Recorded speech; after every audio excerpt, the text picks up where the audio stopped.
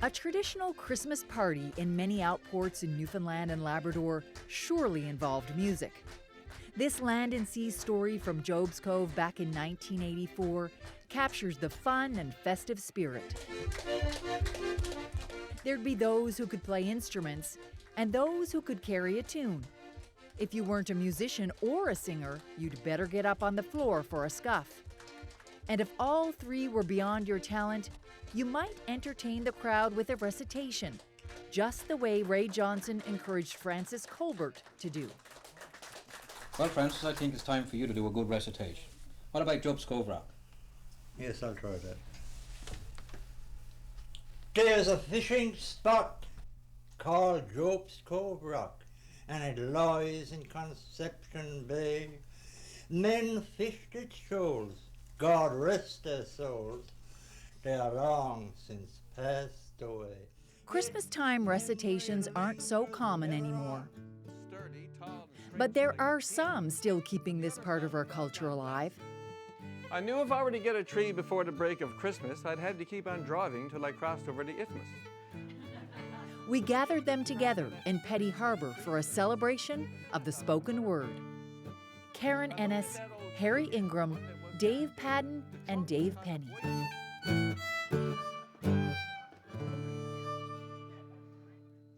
The three fellas make up a performance group called From Stage to Stage. Recitation's always been a part of my life for as long as I can remember. From Christmas concerts in the Anglican Church basement in Arnold's Cove, it was there was always lovely time there. There was always skits and music and mummers and of course recitations. And I took to them like a duck to water. I'm more of the traditional style. It wasn't until later on that I started actually doing some writing. So so I know a lot from say Lem Snow and John Joe English and Baxter Wareham. You heard Harry mention Lem Snow. Lem was born in Campbellton and spent much of his life working for Bowwaters in Deer Lake. He was also a prolific writer of songs and poems and a performer of recitations. Who are gathered here today were one time little babies living not too far away.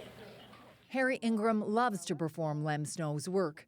For our gathering, he chose one called Winter.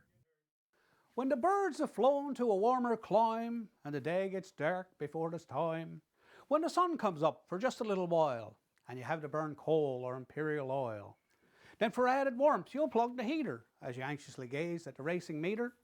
Now that's a sign that winter is near. When the landscape looks so bleak and bare and shimmering white looms everywhere, you'll slip and sprawl as you walk along, and to keep from swearing, you'll hum a song. Then at last you'll fall with such impact, the ice all round will shiver and crack. And as you rise and wince with pain and with a grunt fall down again, I'll tell you boys, that's winter. When the skies above are overcast and suddenly falls that wintry blast, when you're covered in snow from toe to head and your once pale cheeks are now rosy red. Then you catch a cold from the chilly breeze and you sniff and snuggle, cough and sneeze. You'll shiver and shake despite warm clothes and that little drop clings to your nose. I'll tell you boys, that's winter. When you sit at home where it's cozy and warm, safe and secure from the raging storm, when suddenly to your ear is borne a plaintive cry through the raging storm. Hark, again comes that cry as the night winds howl. Sure, that's an old tabcat out on the prowl. And you'll hear that too in winter. Then a change takes place and the weather gets warm. How different the day than the night of the storm. One is splashed by a car and another by a truck, and soon the whole town is covered in muck. How often you'll hear that expression, "you fool," accompanied by words not taught in school. And you'll hear that too in winter. Then again there's a change, and with new added force, old man winter continues his uneven course. Of course the frost and the snow make the children rejoice, for they love to play in the snow and on ice. But who can predict what the future portends?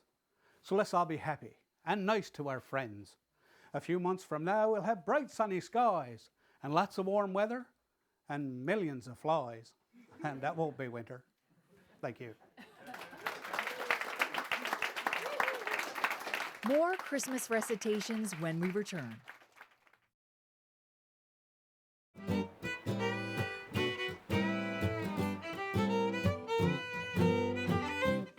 snow was piled high and ideal for sliding, and Teresa's shiny snow suit looked perfect for gliding. We're sharing Christmas recitations, telling stories round the tree, an occasion for some fruitcake, and to gather good friends and family. Dave Penny, why don't you tell us how you got into doing recitations? Harry and I used to listen to a tape called Taller the Tales. And we used to listen to it over and over again. But you just like the form, the art form, I guess. Yeah. You appreciated what they were doing. Yeah, actually in theater arts in high school, we did a recitation class. We had to pick a song and recite it, you know. I didn't realize that I'd be a city famous recitationist, that one. So Dave Penny, you're gonna do one for us now, right? Oh, very good. It's called Santa Goes Mummering. In Christmas books, in songs and poems, Santa Claus comes to our homes. You has to take the shortest path, use time zone charts and fancy math to make the round in one big trip while making sure no homes are skipped. But there's one detail no one knows, and this is how the story goes. He left from the pole up north and got prepared to sally forth, first Greenland, then he looped around and started working his way down. 2 hours before the light of day, he would be left America. With red sleigh and Nobel regalia, 6 o'clock he'd leave Australia. When he had ticked off Canada, he clicked his heels, said fa-la-la. Then he remembered one place more, Newfoundland and Labrador. Next year I'll need more manpower, but with that extra half an hour, I figure I can do that all, move on, and Christmas won't be spoiled. In short time he turned and said, la, I covered Nain to Blanc and Blanc. And now to cross this little strait and go from 9 to 8:30. Soon after he began his start, he saw the homes were miles apart. Now his efficiency was shot, the reindeer bit right to a snot. For this he wasn't well prepared, the roads weren't straight or lined up squared, he needed bearings, but each address did not show on his GPS. As if that wasn't bad enough, the weather started getting rough, and so the forecast he did check. A wind warning is in effect. When he went into one small town, he saw folks dancing all around, but he could party as he works. Being Santa has its perks. But so as not to blow his cover, Santa dressed up like a mummer. He stripped off and went about to turn his red suit inside out. With his big sack stuffed in his sleigh, old Santa got carried away. He found some size 2 skidoo suits and pulled them on over his boots. He put on drawers for some kid's nan and Poppy's wool vamps on his hands, pulled his white beard over his face, and with brown tights kept it in place. The reindeer harnessed 2 abreast were quite relieved to take a rest. As Santa showed up on the scene, one man said, I bet that's Eugene. But what's he got there in Van Nen's sack he's dragging around behind his back? I bet you not ask his brother, bringing dirty clothes to his mother. He was a hand to dance and sing with all his new friends Jenny Ying, thinking I hope no one sees me putting gifts under these trees. One man approaching him he saw, wearing his mom's 42 bra, passed a drink that looked conniving, but Santa said, no thanks, I'm driving. He saw the clock and he said, wow, I've got to leave this place right now. Nobody saw him leave except one girl who off his feet she swept. He danced and sang with her the most in that small town on the south coast. Under the beard, though, he did wonder, will she love this old face under? By now he had fell way behind. But new love and reindeer combined makes magic that can't be explained, can't be seen and can't be contained. And so he went and he woke Rudolph and all the others who dozed off. On Dasher, Dancer, come on boys, we'll get around supposing me dies. To leave out all the trip details, he finally got to New South Wales in record time, because on his mind was the girl he left behind in Newfoundland, dressed like a mummer. Next year he'll go down in summer. As for now to the North Pole, before Blitzen loses control. The reindeer let out one big squeal and happily flew home from New Zealand. When all the Christmas rush died down, no elves and reindeer going around, Santa had all the time he needed. His heart said go and he proceeded. He went to Newfoundland, no doubt, not sure how, I'll leave that out. Right straight down to the south coast, back to that house and its fine house. Nobody knew, but now I'll say that Mrs. Claus is from France way.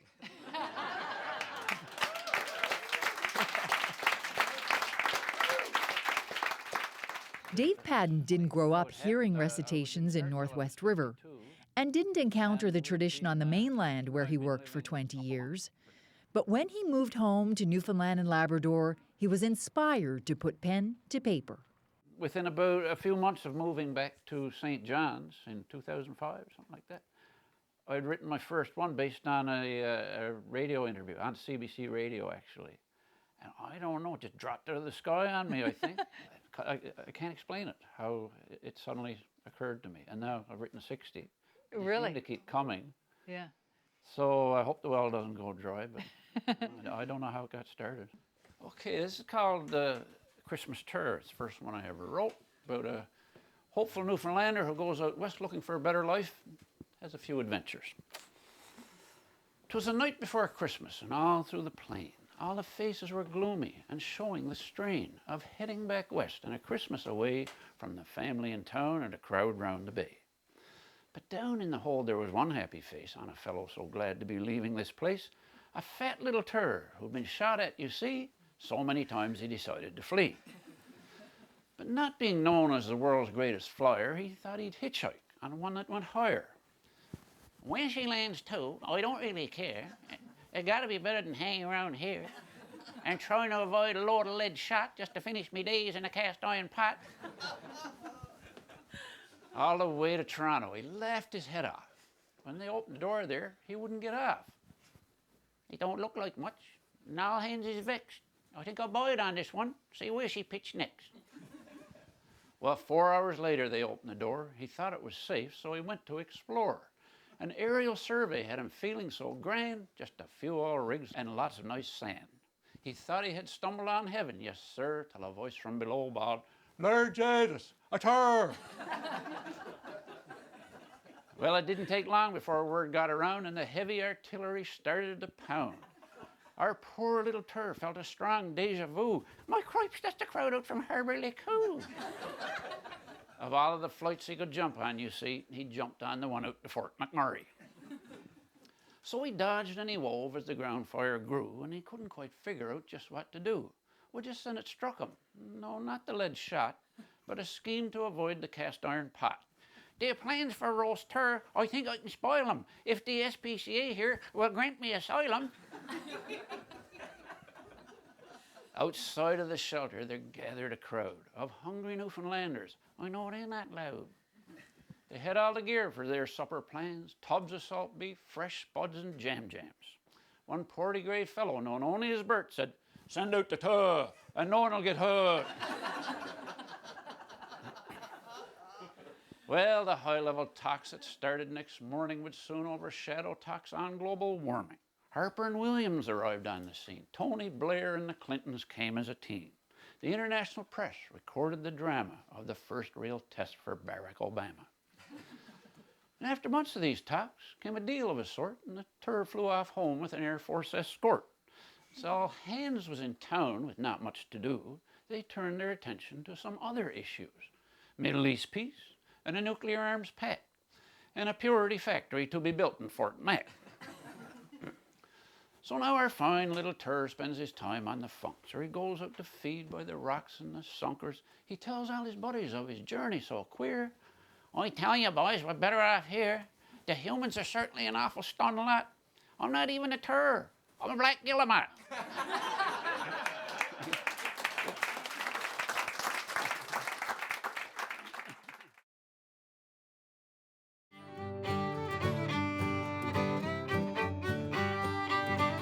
Christmas recitations are making a kind of comeback with this group in recent years. A Newfoundland and Labrador tradition of sharing stories at community events and gatherings. Ho, ho, ho, Merry Christmas and jingle all the way, but didn't we throw the pumpkin out? It seems like yesterday. They can be funny and witty and often satirical. The words and rhymes make them lively and lyrical. Heartwarming tales as performance art, spoken from the floor and straight from the heart. During the Christmas season, Karen Ennis and her sisters Maureen and Teresa light up stages all over Canada with their shows. They share their love of music and of our local culture too. In recent years, Karen has added recitations to their seasonal concerts. We wanted to kind of make put more elements of Newfoundland and Labrador in there. And of course, recitations were such a big part of the Newfoundland and Labrador tradition. So around the same time as luck would have it, Hubert Fury was doing his first CD on recitations. The sound hit the windows and shattered the glass, freezing. Hubert Fury was from Harbour, Maine. He was known for his sense of humor and his clever writing. Hubert performed recitations along with Dave Padden, Harry Ingram, and Dave Penny. Sadly, Hubert passed away in 2024. Karen Ennis learned many of Hubert's recitations by heart.